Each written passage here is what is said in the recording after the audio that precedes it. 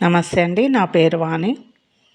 నేను ఈరోజు మా అమ్మ చేసే పద్ధతిలో ఉసిరికాయ నిల్వ పచ్చడి ఎట్లా చేసుకోవాలో చూపిస్తాను. నేను ఇక్కడ 2 కేజీల ఉసిరికాయలు కడిగి ఆరబెట్టుకున్నాను. నేను ఇక్కడ అప్రాక్సిమేట్గా 1 కేజీ ఆయిల్ తీసుకున్న. ఆయిల్ హీట్ ఎక్కిన తర్వాత తడి లేకుండా చూసుకొని ఉసిరికాయలని డీప్ ఫ్రై చేసుకోవాలి. ఆయిల్లో 2-3 మినిట్స్ మాత్రమే ఫ్రై చేసుకోవాలి, లేదంటే బ్లాక్ అయిపోతాయి అన్నమాట, మాడిపోతాయి. తర్వాత అదే ఆయిల్లో వేడిగా ఉంటుంది కదా, అదే ఆయిల్లో ఆవాలు జీలకర్ర వేసుకుంటున్నా. పచ్చడిలోకి ఆయిల్ చల్లబడాలి కదా, అందుకని ముందే వేసుకుంటున్నాం. ఉసిరికాయలన్నింటినీ ఇట్లా పీసెస్ లాగా చేసుకోవాలన్నమాట. ఉసిరికాయలన్నింటినీ ఇట్లా సమాన భాగాలుగా పీసెస్ చేసుకోవాలి. ఉసిరికాయలు, ఆయిల్, మసాలాలు అన్నీ కలిపి అప్రాక్సిమేట్గా 3.5 కేజెస్ అవుతాయి కాబట్టి నేను ఇక్కడ 1/2 కేజీ కారం తీసుకుంటున్నాను. ఒక 400 గ్రామ్స్ అట్లా సాల్ట్. ఈ 400 గ్రామ్స్లో కొంచెం ముందే వేసుకొని ముక్కలకి అంతకుముందు రోజు నైటే ఊరబెట్టుకున్నాను అనమాట. కొంచెం సాల్ట్, పసుపు వేసి ఉసిరికాయలని ఊరబెట్టుకున్నాను అనమాట. మిగతా సాల్ట్ ఇక్కడ వేస్తున్నాను. జీలకర్ర పౌడర్ అనమాట ఇది. 1/2 కేజీ అంతా పౌడరు, కొలతకి 1/2 కేజీ అనమాట.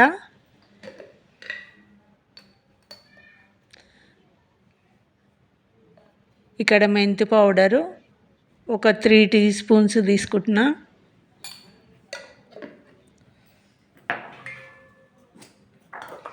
ఇది ఆవపిండి అనమాట. ఇది ఆవపిండి జీలకర్రతో సమానంగా వేస్తే బాగా ఘాటు ఎక్కుతుంది అనమాట, కారం కూడా ఉంటుంది కదా, అందుకనే కొంచెం తక్కువ వేసుకుంటున్నా, 200 గ్రామ్స్ అట్లా. నేను చెప్పే కొలతలు వెయిట్కి కాదండి, కొలతకి. పౌడర్ అంటే ఎక్కువ అవుతుంది కదా, అదే అన్నమాట. అది నేను ఇక్కడ 1/2 కేజీ అల్లం ఎల్లిగడ్డ పేస్ట్.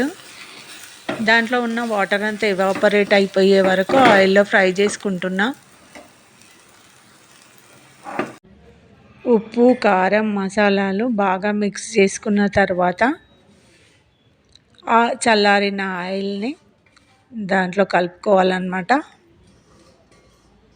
ఆయిల్ అంతా మసాలాకు పట్టేటట్టు బాగా కలుపుకోవాలి. ఇది ఉప్పు, పసుపు, అది జీలకర్ర ఆవాలు వేసిన ఆయిల్ ఉండే కదా, అది కూడా సగం ఆయిల్ వేసి ఊరబెట్టుకున్నాను అనమాట. ఒకవేళ ఆయిల్ వేయక ఉప్పు, పసుపు వేసి ఊరబెట్టుకోవచ్చు, కానీ బాగా ఉప్పు అంతా కరిగి నీళ్ళలాగా అయిపోతుంది అనమాట. అందుకని అట్లా కాకుండా ఉండాలని ఆయిల్ కూడా కలిపిన, సగం ఆయిల్ దాంట్లోనే కలిపేసి పెట్టిన అనమాట. మంచిగా ఊరింది, అట్లా వాటర్ ఏం కాలేదన్నమాట.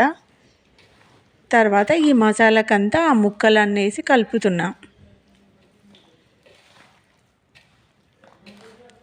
ముక్కలన్నిటికి బాగా సమానంగా పట్టేటట్టు మసాలా కలుపుకోవాలి.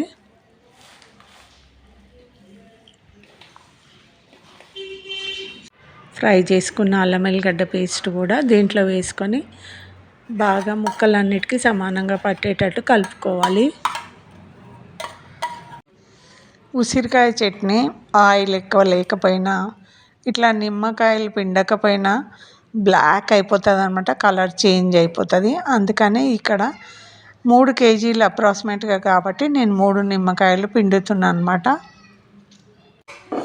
అమ్మ ఉన్నప్పుడు ఆమెకు ఓపిక లేకపోయినా ఉసిరికాయ పచ్చడి పెట్టి నాకు, మా చెల్లెలకి ఖచ్చితంగా ఇచ్చేదన్నమాట. అది ఆమె నిమ్మకాయలు పిండేది కాదు, బ్లాక్ అయిపోయేది అనమాట. ఇది నల్లగా అయిపోతుంది, తినమంటది అని అనుకునే వాళ్ళము.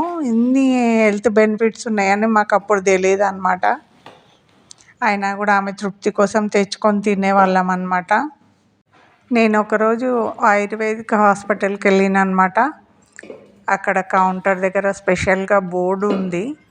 ఏమనంటే, మీ రోజువారీ ఆహారంలో ఉసిరిని తప్పకుండా చేర్చుకోండి, ఆరోగ్యాన్ని పొందండి అని ఉందన్నమాట. అప్పుడు నాకు టక్కున అమ్మ గుర్తొచ్చింది. నిజంగా అమ్మ వాళ్ళు చెప్తే మూఢనమ్మకం అనుకుంటాం, కానీ వాళ్ళు చెప్పే ప్రతిదీ సైన్స్కి రిలేటివ్ ఇది ఉంటుందని తర్వాత అర్థమవుతుంది. ఈ వీడియో కనుక యూస్ఫుల్ అనుకుంటే లైక్ చేయండి, షేర్ చేయండి. నా ఫర్దర్ వీడియోస్ నోటిఫికేషన్ మీకు రావాలంటే సబ్స్క్రైబ్ చేసుకోండి. Thank you very much.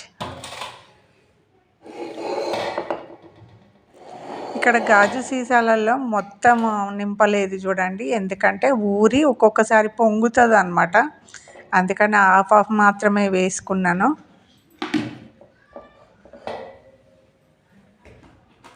నిమ్మకాయలు అయితే పిండిన కానీ ఎంత ఎర్రగా ఉన్న పచ్చడి ఎంత ఎర్రగా ఉంది చూడండి. నా చెయ్యి కూడా ఎర్రగా అయిపోయింది.